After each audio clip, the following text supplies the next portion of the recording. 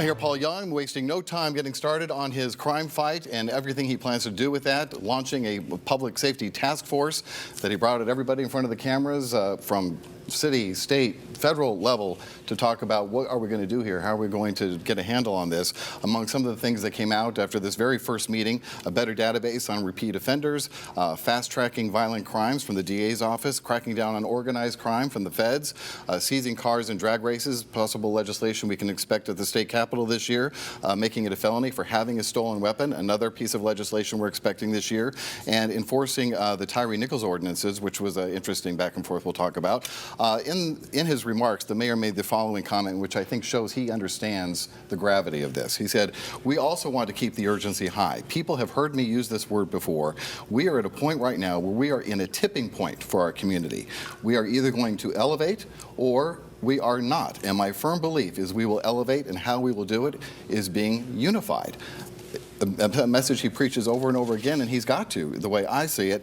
But one thing that came out over the course of this, and I'll let you start with this one, Catherine, was we learned that Jim Strickland did not enforce or sign off on the Tyree Nichols ordinances that were involved, and then Paul Young says he separated himself from the former mayor, saying, "I will be signing off of those." And Chief C.J. Davis saying before the cameras, to clarify, "I've been pretty much enforcing them since they were passed, whether or not this former mayor had signed off on them or not."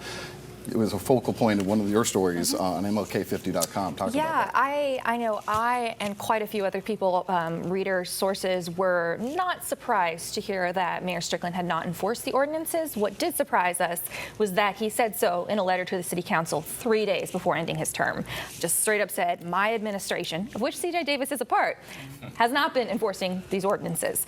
So that story came out. Paul Young later said he would enforce them, and then Chief Davis said that they had been enforced, which is certainly a little bit confusing considering she was a part of Strickland's administration.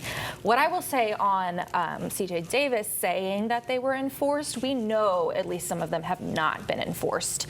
One of the ordinances required the collection and publication of data within 6 months. That did not happen. We do not have that data. The City Council does not have that data, does not have that report. Another one was, of course, no longer allowing pretextual traffic stops for low-level offenses. We've heard a lot of anecdotal information of people, including a friend of mine, who have been pulled over for pretextual traffic stops, things like a busted bumper or one broken light. So those things have not been enforced. So it'll be interesting to see going forward, are we actually going to get a report? Are we actually going to see pretextual stops decrease? All right, running tight on time, but I do want to bring up the issue of Chief C.J. Davis, who is the new mayor's nominee to continue on as the top cop for the city of Memphis.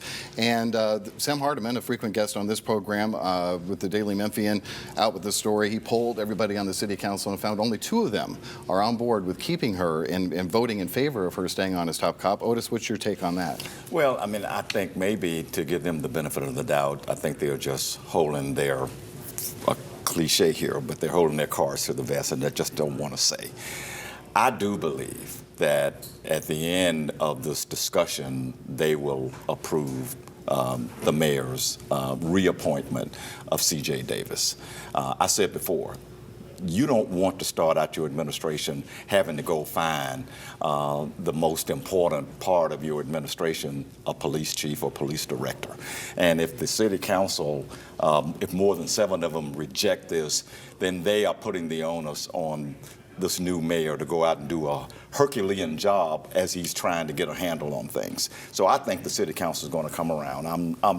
I just don't believe they're going to reject her. I totally agree. You know, I don't. It's just politics the way I see it, TaJuan. You're a former city councilwoman, so you know.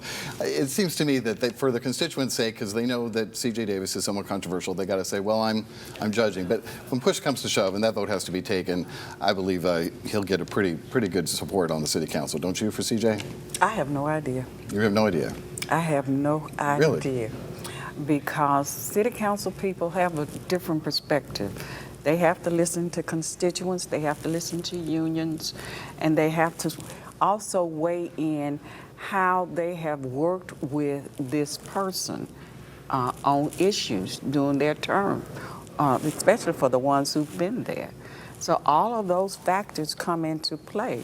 And just the very fact that here is a situation where you say, we have been enacting legislation, and the mayor said, well, no, you haven't, because I haven't signed off on them, and there's proof that you haven't.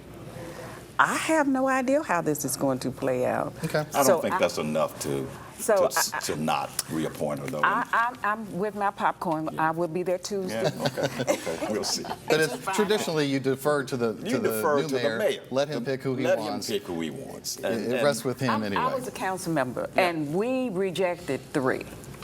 But you didn't reject the 3 right out of the bat of an rejected- administration, did you? Yes, we did. Really? Yes, we did, and I'm not going to call Was it a their police name. director?